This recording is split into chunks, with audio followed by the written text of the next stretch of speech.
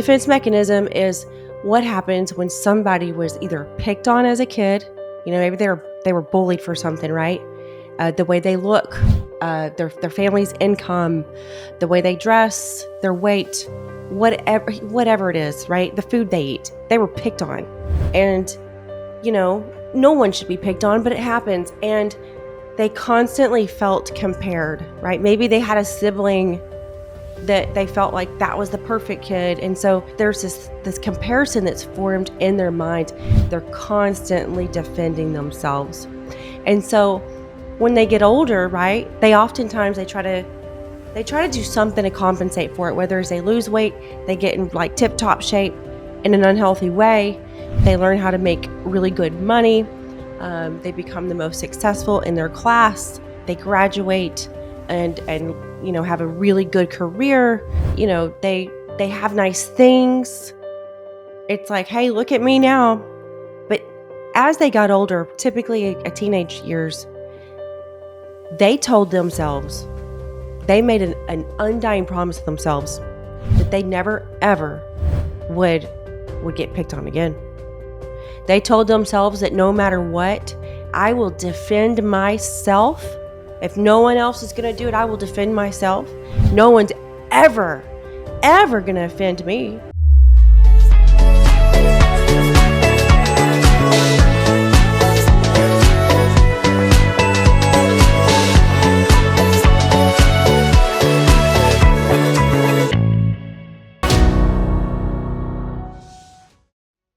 Hello, my friends. Janna here. Thanks for tuning in to Revive with Janna. Hope you're having a great day. I want to talk about a defense mechanism. Many of you might not have even heard that before, and that's okay. Today, I'm going to break it down. I have recorded an episode in the past about it, but I want to go a little more in depth today about the defense mechanism. It occurred to me that a lot of people don't quite know what it is, or might not even know that they have one, or their partner, right? Or their good friend. And I think after I explain exactly what it is, you're going to have some lights go off in your head like, okay. Because here's the thing. If you really want to get to know someone, like you really want to get to know what kind of person they are, you want to know what you do, you don't need all the stories from their past because, again, you're just assuming they're telling you the truth, right? You need to learn their mindset. When you learn someone's mindset, you know who they are. You know how they think. You know how they're going to react. If you have done the inner work, the healing, the shattering your limiting beliefs like I have, then it is very easy to see the unhealed wounds in others. It's also very easy to see when someone has done the work. You can't fake it. You can't say, oh yeah, I've done healed. I've healed. Oh yeah. No. Healing doesn't happen because of time. Just because something happened 10 years ago or 30 years ago or 1 year ago doesn't mean you've healed, my friends. If you haven't had a chance to get your hands on my number one bestseller, Unfuck Your Mind, I go into great depth into what this is, shattering your limiting beliefs, how they're formed, what it's like to live with them, what it's like to break them, what it's like to live without them. I use my own personal, my life, my memories, the painful ones, the ones I thought I would never share with anybody. I don't want my kids to read that shit. Nope. I shared it all. But the defense mechanism is something that I have learned, right? And I didn't even realize that it is a term used out there in the mindset world. Not very often, but I use it a lot. And I'm going to dive really deep into it. In fact, this might be a two-parter. Let's talk about what the defense mechanism is. All right. A defense mechanism is what happens when a person has a lot of unhealed wounds, a lot of limiting beliefs, and theirs stemmed from when they grew up that they always had to defend themselves. Okay. Now, your unhealed wounds, right? Your limiting beliefs, most of them are formed in the childhood, right? Most of them, if not all of them. But the defense mechanism, and let me get something else straight. A lot of people, most people that have, these unhealed wounds, these insecurities, the limiting beliefs, right? The victim mindset. Most of them, in a sense, have this defense mechanism, but it not like this.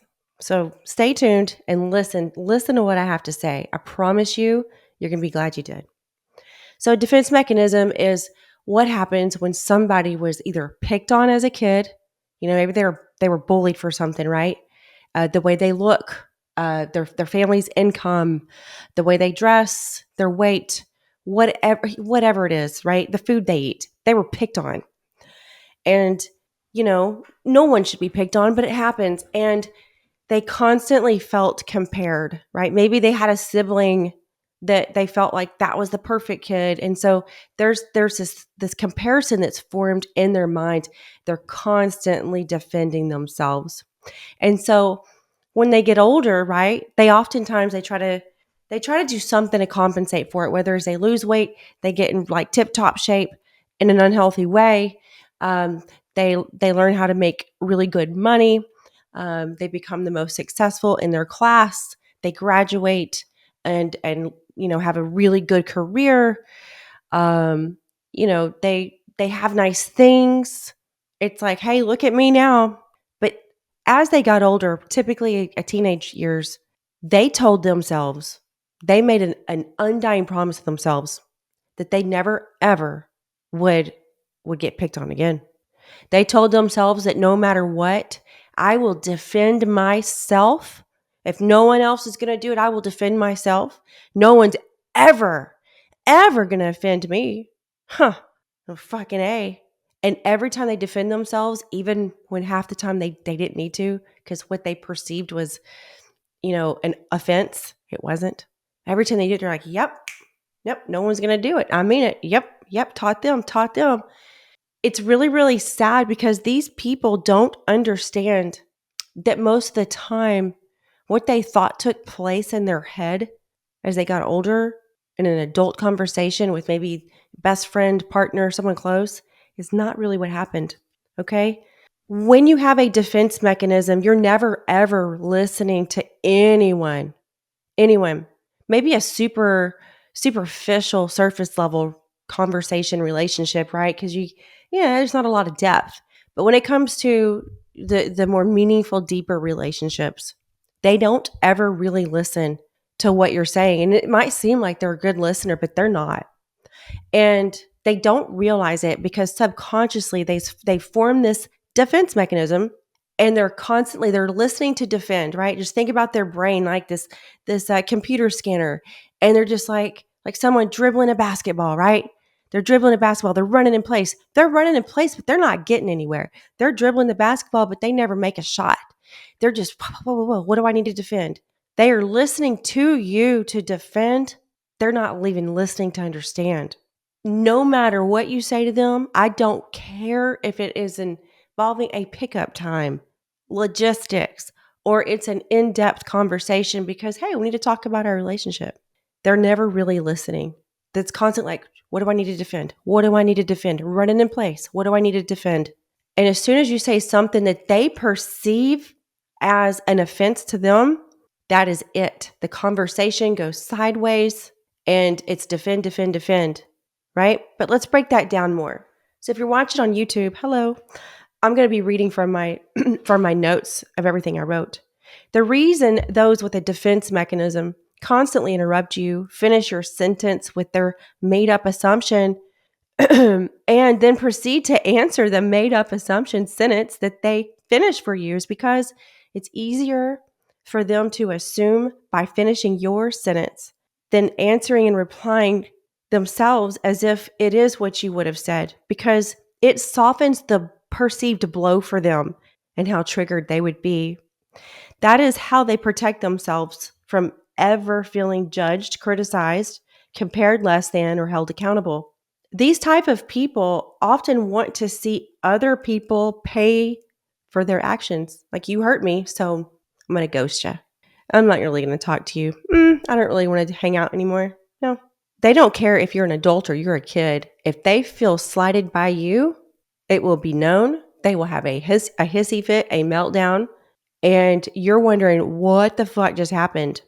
And then you ask them like, what's wrong? And you're like, I can't believe that. You didn't say anything and you didn't da. And you're just like, what are you talking about? And you ask them, what do you think happened? And when they tell you their story, it is not even remotely close to the reality that took place.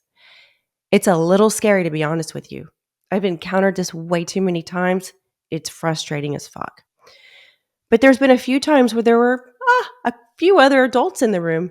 And I was like, there were actually other adults that witnessed that, right?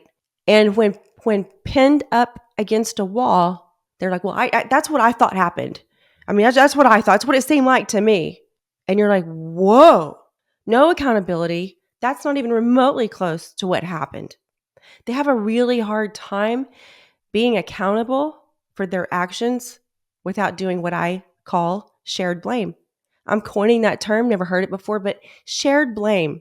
They will never take 100% of the blame because that's too uncomfortable for them, right? It scratches, it instigates that trigger, right? So I'm going to continue reading what I wrote about the defense mechanism. As adults, they crave luxury, high-end brands, materialistic, as a means to show them that made fun of them, that criticized them or bullied them as a child. They will go through life with this chip on their shoulder, refusing to change because they told themselves a long time ago they would never ever change for anyone. They would rather cut you out and lose you than recognize it is hurting them, hurting you, right? They would rather lose a relationship. They'll push people away. They are not narcissists, but they do have deep wounds from childhood, and there's a lot of similarities. So there's different variations of narcissism. That's important to say. And a lot of people with a defense mechanism can come off just a slad narcissist in the sense of they lack a lot of empathy. Now, narcissists have zero fucking empathy. People with the defense mechanism on the severe level, they don't have much empathy. It's really, really hard for them, right? They hate strife. They are good as long as things appear good on the surface and to those around them, which is a little narcissistic. But again, they created this persona, this bubble around them a long time ago where it's like, everybody's going to see me now and this is how it looks. Look how I look. So if there's any variable that distorts that, they don't like it, right? Similar to a narcissist, but not as intense. If they feel something is not going to go their way and look the way they planned for it, that right there triggers them and they see red. When they see red, forget about it. You cannot have a conversation. They're done. They might stay mad for 2 fucking weeks, just fuming, having a tantrum. They are literally like adult babies, right? Just like, let me put a fucking diaper on you and put you in the fucking corner for a couple of weeks and let you have your little fucking tantrum. Unlike narcissists, they are empathetic, but to a point, right? If they're the one responsible for causing the pain, they typically act out, throwing tantrums like a child, hoping to have engagement so that they can then place some blame, remember, shared blame, on the other. They crave and need shared or mutual blame.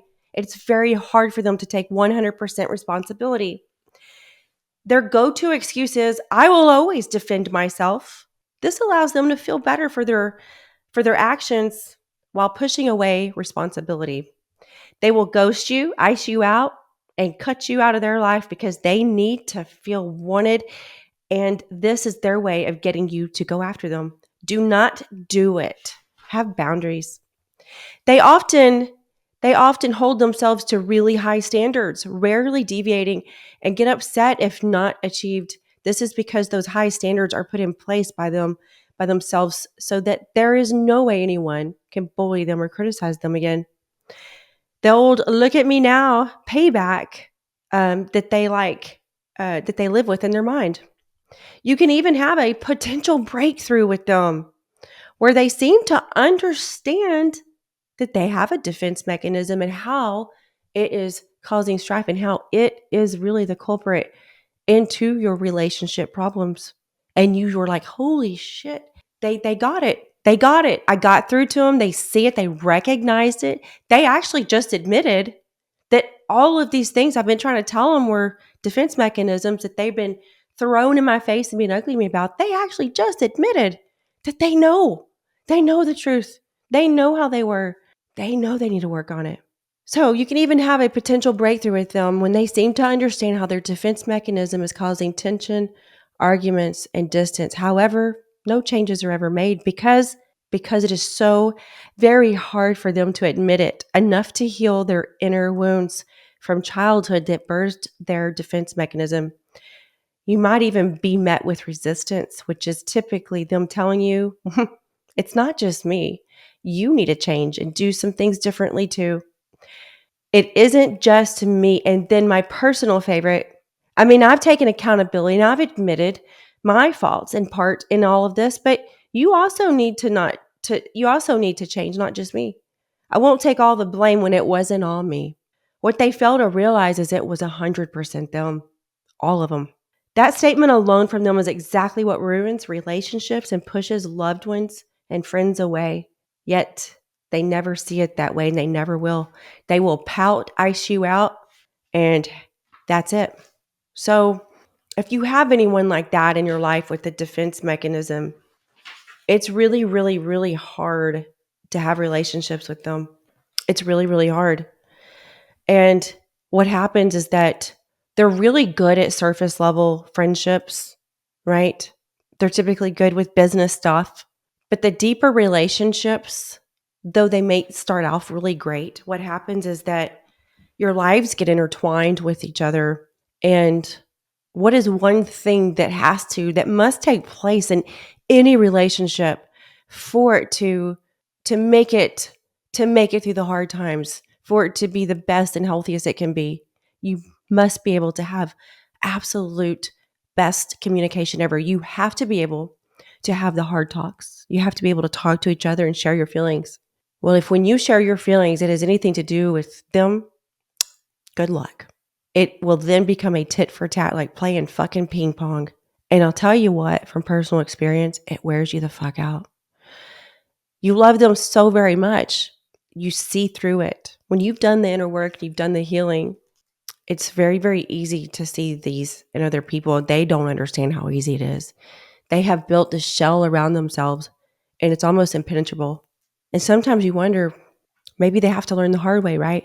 But you know, if they fixed it, if they did the inner work, if they did the healing, if they shattered their limiting beliefs, you know how amazing your relationship can be.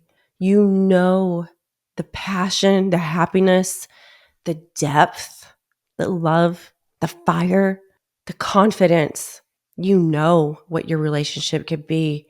You see how much of a block this is and how much of a hindrance it is in your relationship, but they don't. And it's almost impossible for them to. And I have to tell you, I'm yet to know if it is possible for them to see it and heal from it. But maybe one day I'll be able to tell you that. All right, that's it today. Thanks for tuning in. I'll talk to you soon.